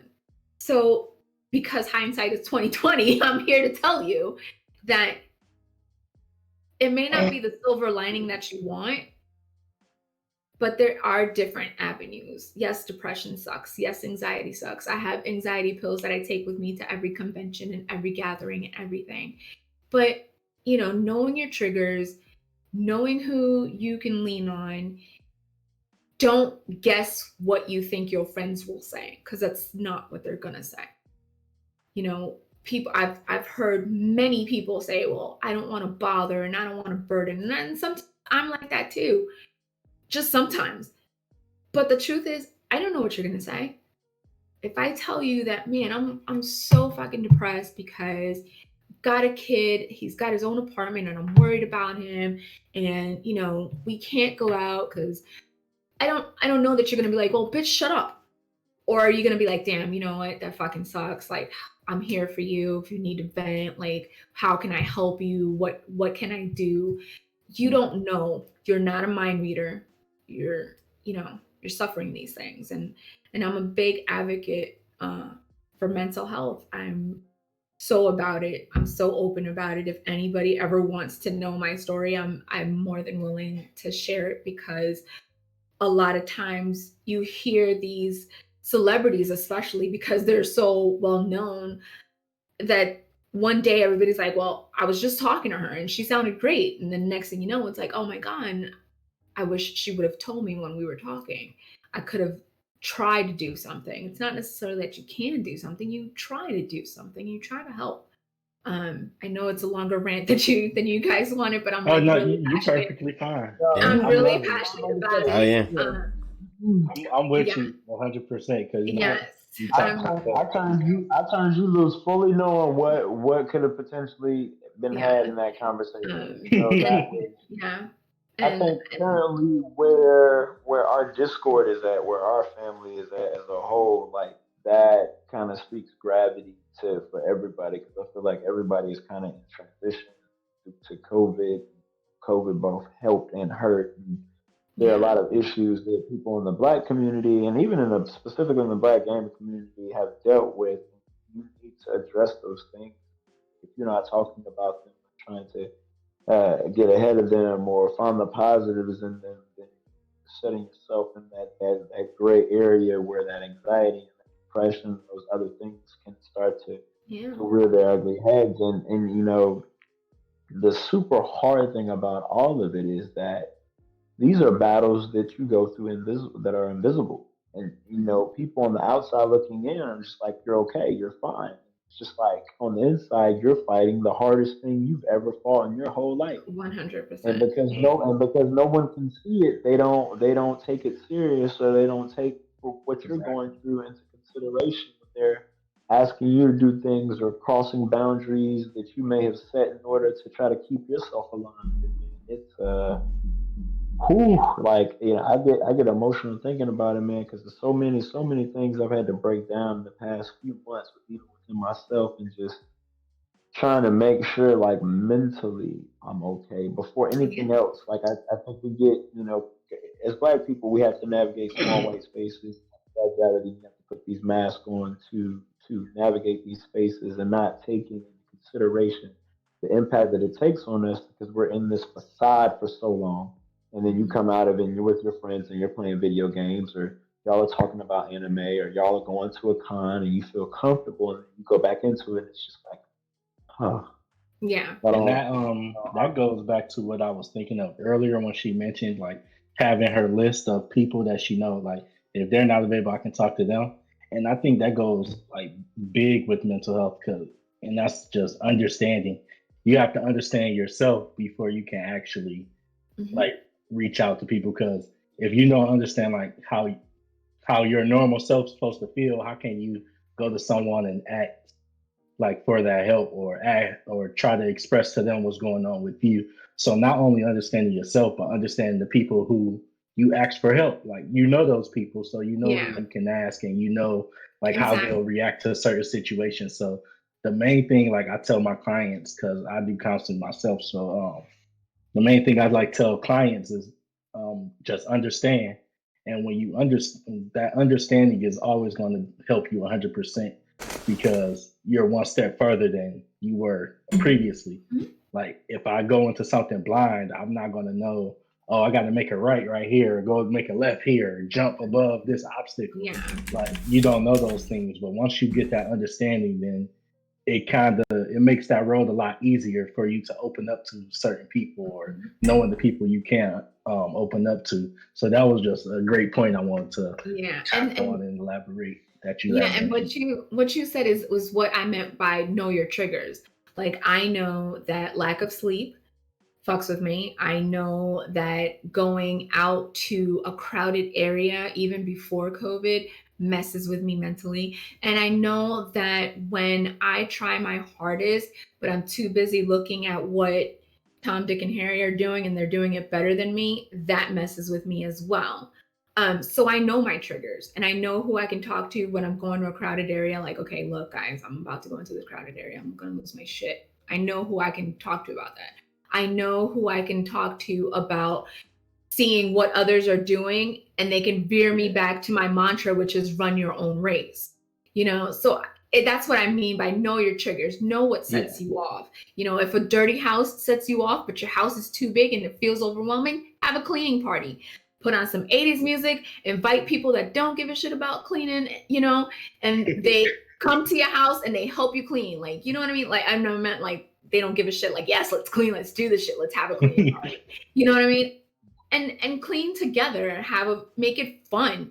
And it takes away from the overwhelmingness. You're surrounded by your people and you're surrounded by good music, which uplifts you and makes you have fun and makes you smile. Like, you got to know what works, what's gonna work for you, because you need to know what your triggers are. now I want to tap onto something that was just mentioned in the chat. Like Major Linux said, it's hard to get people to understand the amounts of stress you're under, and that is 100% true.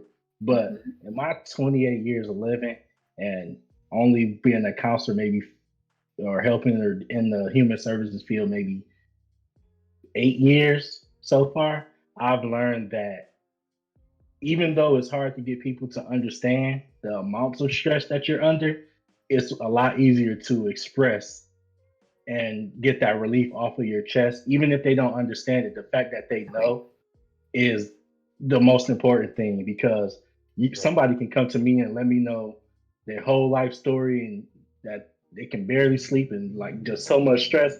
I'll never understand the amount of stress somebody else is under, because I've never had that experience, or I don't understand that experience. But the fact that goes back into the understanding, you know who you can talk to, and even if they don't understand the amount of stress you're in, they know they can kind of help guide you into understanding how you should feel, or give you more insight of their perspective on it, or how they interpret things. Because if you go into the mindset of saying nobody's going to understand like what I'm feeling, you're never going to accept the help that they're willing to offer, or the help that you're trying to reach out for. So that mindset, I'm not saying it's a horrible mindset, but it's something that should be worked on, because a lot of people think like that, and that's why people don't get help. Because I can tell somebody this and they're not going to understand what I'm going through, so I'm just not going to say anything. And then the more you hold that in, it starts tearing away at you. You physically start to deteriorate from the inside out, and I've seen it happen. So, I do agree with you. They won't understand, but even if they don't understand, they should be willing to listen or provide something. They don't have to understand, because they won't know. Like, everybody's experience is different. My stress is completely different from B's stress or C's stress or Cat's stress. Like, it's different. So just the fact that you can know who you can talk to and that they can guide you, that's the most important thing. It's not about understanding, it's about releasing it. Because y'all three could be my best friends and y'all three could be my people to go to, but none of y'all have a 23-year-old son.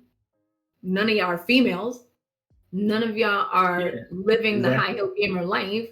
We're kind of doing the same thing. We all have talk shows, we all have podcasts, we all streams. Like, it's kind of the same thing, but the way I do my talk show is different than the way you do your talk show. It's not about understanding, it's about releasing what you have so someone else can be that shoulder, help you, try, like at least give them the chance to try to help you. You don't have to get it, but I mean, why do you have to hold it in and suffer alone? And can I just speak to both of your statements are actually 100% correct, because even in my current practice right now, one of the things that I have to do is I have to talk to people about my anxiety, to express it, because I'm a compartmentalizer and keep things in. Because of that, things sleep. Hey, I can't hear you through your Keith Sweat motel voice. What? Can you hear me now? Yeah, you good. Yeah, it's just dropping a little bit. Okay. I can speak to both of you guys' statements that, through talking through things, a lot of the issues that I have struggled with over the past couple months, I've been able to resolve that, because one, I've been able to get feedback from the people that I'm talking to, and two, it almost feels like a weight is being lifted off of me, because it's out. It's not just me holding it in. It's like I'm allowing the greatest feelings ever, bro. Yeah. And that kind of speaks to like what Blue Kami said. Anxiety is the fear. So the fear of the future, like just constantly worrying. Like I was worrying for no reason, because like as soon as I started talking about it, do you also know what started to happen? I started to see the puzzle pieces. And it's like that girl in Fire Force. Now I can draw the line to the explosions, and I can pick out like the pieces to fix my issues, because I've talked about it now, and it's not just me, man. So like everything that y'all said was spot freaking on. Spot freaking. I'm glad my advocacy training has paid off. Hey, I will say you do pretty good. You're amazing at it. So Gotta do my Superwoman or Wonder Woman. That right there is a key phrase I always mention. Is somebody saying "I hear you," and the fact like those three words right there. Somebody say "I hear you." That just lets you. That just has so much relief to the person you don't even know. Like, hey man, listen, Luke, my first name streaming is affiliate, so I share one story with everybody. Like Khaleesi subbed when like I didn't even know I was affiliate yet. Like she had subbed. But like Blue Okami also said something to me. I was talking to the stream, and like it was going 1,000 miles an hour, and but it like slow mode. Like, brother, hey, I hear you, I see you, I'm here with you, and like boy, like my eyes watered up because it was just like to have just support. Hmm. Like he gets nothing from this. He only wants to see me do better and to feel better about what I'm doing, man. And like that's just knowing that you have people that care or put forth the effort and time to let you know that they're making themselves available for you, man, is it's very powerful. It is. And so like, if man, yeah, Ken, you right. This is dope. This is Yeah. dope topic and stuff like And real quick, to add to the understanding thing, there's also something else people say to prevent them from talking, which is, well, you're always busy and I don't want to bother you. You don't know what the fuck I'm doing. You don't know what I'm doing from the yeah. moment I wake up to the moment I go to sleep. You don't know what I'm doing. Like literally, you have no idea what I'm doing. So don't assume that somebody's too busy or don't assume that somebody's dealing with their own shit because 9 times out of 10, they are dealing with their own shit, but they're handling it. You know what I mean? Not Yep. Yeah. everyone has mental health issues. So, yes, everybody lives life. No shit. Everybody lives life. But we're in this together, whether Yeah. you like it or Shit not. happens. Yeah, exactly. So don't assume that somebody's too busy or don't assume that, you are going to be an extra burden in their life. I mean, fuck, you guys are friends for a reason. You're already a burden. So like just speak your shit. Like, I'm just kidding. You're not already a burden. But you're friends with these people for a reason. And that's Yeah. what friendship is about. It's unity, it's community, it's your people, it's your little outside of the family. And So I feel don't, like if you don't feel that comfortable with your circle to express yourself, you probably need a new circle. Like, Yeah. like That's I crazy. promise you, and you said it just in our interaction before the show and now. Like me and Bia go at each other neck all day, but at the end of the day, like if he Yep. ever if he texted me or like had called me or anything, it was like, we need to chop it up. Like I'm gonna be 100% serious. Like I would go yeah, into like mode. Like, but other than yeah. that, he a sucker. Perfect example. Outside of my husband, Puerto Rican judo. Puerto Rican judo is like the biggest jerk you will meet. And I mean that in he will always bust your balls. He will never let you have a win without saying something smart. He will always find a fault and he's hilarious. Like it's Sounds like my funny. type of guy. It's funny to me when he's not doing it I doing would that be in to the me. circle. It's funny when he's not doing that to me. But I know that I can text him and I could be like, yo, I'm having a down day.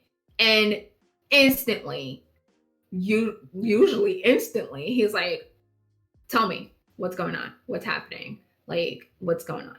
And then later on, when it's time to game, he'll be like, do you want to go to sleep or do you want to game? And I can easily say I want to go to sleep. And he's like, all right, go to bed. You know what I mean? So And that's a good circle. You have a good support That's a system. good exactly, circle to it have. is. So I mean, you have your people, they're there for you. This is part of being there for you. Release that shit. Utilize it. Yeah. And that's what people don't do. They don't utilize resources or Mm-mm. utilize the things that are available to them. And I think that's what a lot of people need to understand, that people and things are here for a reason. Use it. Like if you don't use it, it's just not gonna get used. So it's not gonna help you. It's not if you use it and it didn't help, you're just in the same place you were already Yeah, in. exactly. If you use it and help, you're a step above. I promise And you. I did that Take you panel backwards. about mental health, and I said, if you don't have people, literally, my phone is always with me, always, literally. I've texted people while I'm in the shower, like literally always with me. Find me on social media, send me a DM about your problems and issues. I will listen and help to the best of my abilities. Like if you don't have My people, if you first don't have a issue that we circle, have to deal always. with is Chief Lee only needs love. No, never mind. C, what would you like to leave us with? Um, yeah, nothing too, crazy, but yeah, definitely, appreciate you, Kat, High Heel Gamer for coming through. Yeah, this I was telling B, maybe like last week or the week before, the fact that like we've been able to connect with so many people, you Major in the chat, and he's supposed to be coming on the show soon. The fact that we've been able to get y'all, Next week. yeah, the fact that we've been able to get y'all basically here talking with us is like so good because we look up to y'all, like just to be just flat out, blunt about it. We look up to y'all, like B said, you charted the way for us. Like this blur stuff is I new. look up to all y'all because I'm the youngest. So. Shut up. It's- Nobody asked you. It's new in the like social media sense of it, but it's a way of life. Like it's like you saying, like the family aspect of it. We didn't really get to talk about that as much as I want to, but like you said, like the whole dynamic, being able to game with all your kids like that on different games, different platforms, like it's a new day, and we just got to make sure we continuing to like everybody's saying in the chat, lean on each other and just know ourselves and know who is there for us, who's gonna be the person when you send them a picture of your new collectibles, your new outfit, who gonna be that person and be like, oh, that's dope, Yeah. who's gonna be that person. Yeah. But yeah, definitely appreciate that y'all. aspect was dope. Yeah, like and it carried on from generation like generation. So like the fact that her parents was able to introduce it to her, that she can introduce it to her children. Like hopefully your children carry that on and introduce it to their children. Like that's just a good. I feel like that brings a family together more than people know, and that's just through video games or any activity. Like just having a hobby with the family is great. One last thing that we supposed to have on the news segment, but the whole thing that happened this week with the Twitch, AOC did the Twitch stream, and like we were supposed to talk about that like in a bigger segment. But the only thing I want to say about that is like how I was just saying, it's a new day. Times are different. Like that I feel like people should be talking about that a little bit more, because when you think about that, she just said, hey, let me try to reach out to a new, get on a new platform, new audience, like one of the most viewed Twitch streams ever, like stuff like that. You can't deny it. Like things are going to change. They're going to start advertising more on Twitch. Like, yeah, just, things to keep in mind. Like, and like you said, people just got to make sure, and Kenny, like these resources that we gotta use them and make sure we putting our best foot forward. Yeah. And that's quickly to talk about AOC before we transition to what Kenny has for us. So that major shutdown on pretty much any music in your clips or in your stream and everything. And so three strike rule. You get caught 3 times. It's an irreversible ban. I think they want to keep politics and all that stuff out of Twitter. I mean, out of Twitch. But we had AOC come on over and among us. She's a master imposter. Shout out to her for that. But it's gonna be hard for people to keep politics and stuff out of Twitch. At least I feel. So it might get to the point where Twitch becomes the afterthought, and somebody might have to make something new because it's gotten to the point where it's being super policed, and we can't be the creators that we want to be. So who's to say? Kenny, what do you have for us today, brother? I mean, you know me.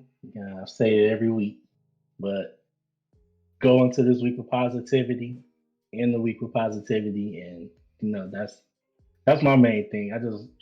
Everybody just keep a positive vibe, stay focused, keep your eyes on the prize. If anything veers you off your path, just know it's for a reason. Just deal with it and try to adjust it back to where you're trying to head. But my main thing is just positivity, and I preach it every week. I say it every time I talk to everybody. Just to keep the positive aura. So yeah, that's it.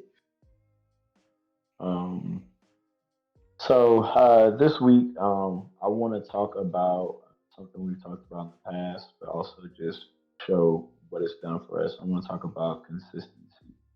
So 3LittleBlerds was born in a pandemic, so we had a pandemic baby born from uh, people who had a shared love and things, and they wanted to show that to the world.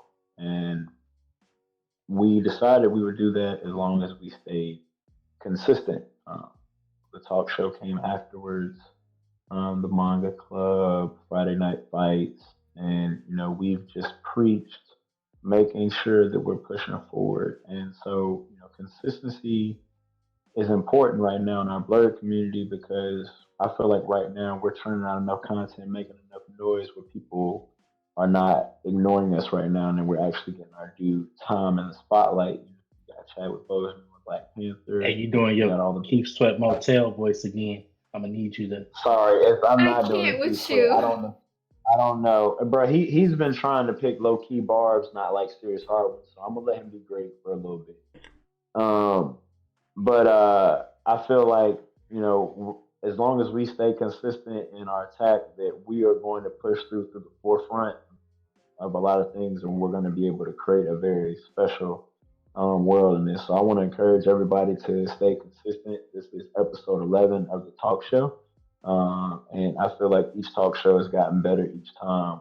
We just did our phenomenal event with Blue Satire for Blue Academy Festival, and it's just attributed to our consistency here at Three Little Blerds to be committed to providing you guys with the best set of blurred content we can get you guys with and continue to put us our community on the map. So I want to encourage everybody, no matter what you're doing right now, to stay consistent, to keep pushing forward, and more importantly, pay attention to the signs around you. Sometimes things can happen to distract you from what's truly in front of you, and you have to stay consistent in what you're doing and pushing forward and execute your plan. So, y'all stay consistent. That's all I got this week. Appreciate all the love this week. Once again, thank you to Blue Satire for Blue A Academy Festival. It was phenomenal. I thoroughly look forward to more great things coming from him. I want to thank the High Heel Gamer for being a pillar of our blurred community. We're super excited once the world opens back up to do some things with her in the state of North Carolina with me, her, and C being here. We're going to get you out of that house hopefully soon. And also, big shout out to Three Little Blerds, C, Kenny. Um, we had quite a bit of work to do, humping getting that marketing stuff out for Blue for his festival this week. So thank y'all for helping me with that. With that, Three Little Blerds does still have a lot of things on tap. So next week we do have in the chat Mr. Major Linux on the Three Little Blerds talk show. So he will be our special guest next week. We're going to dive into tech, into extra life. Tech is his number one thing. He's the tech man. That's why I led in with it. So we'll probably touch on PlayStation and some other things. And also, as I mentioned, Extra Life, Three Little Blerds is going to be doing an Extra Life stream on November the 7th. That's why we're having Major Linux come in on November the 1st to talk about this phenomenal program and what it's doing for Miracle Network Hospital. So we are going to be doing a lot of philanthropic things here with Three Little Blerds. So this is just one of the first of many. We are super excited to have him on next week. Also, Three Little Blerds creators and creator and cosplay spotlights. Those have been going crazy. We are probably about a week and a half behind in content posting because the submissions have kind of blown up since That's we're awesome. doing a little bit more. Man, I wake up to at least 50 Wow, that's great. notifications just Oh, that's for great. pictures. So That's great. definitely shout out to all the content creators and all of the cosplayers. Please continue to keep sending us your content so that we can promote you guys and get your stories out. We've shared some very special stories here in these past few weeks from creators and cosplayers. And so, C is dropping all of the social media. Make sure you follow us on Twitter, IG, and Facebook. You can submit the content through any one of those channels, as well as my first time coming through. Sorry, guys. You can submit any of your content through any one of those channels. You can also DM us on IG, or you can email us at 3littleblerds at gmail.com. And the last thing I'll leave you guys with is our constant message here at 3LittleBlerds. We preach pro-black unity. We need to come together on all fronts, no matter what it is. We can do anything as long as we do it together. Allies, we appreciate y'all rise with us, but more importantly, we have to make sure we're looking at each other and keeping each other accountable. So let's make sure we're uniting, we're uplifting each other. If you see anybody down, do anything, you can pick them up. And other than that, man, Kenny, High Gamer, y'all got anything else? You asked me for my final statement. You keep asking me what else do I want to say. Yo, Pete, yeah. And appreciate little Tommy with the biddies. Kenny, I want to send some praises to Kenny. Kenny held back a lot of rage he had for me. He did a phenomenal job. He can get to say whatever he wants to me for the rest of the week. I give him that. What?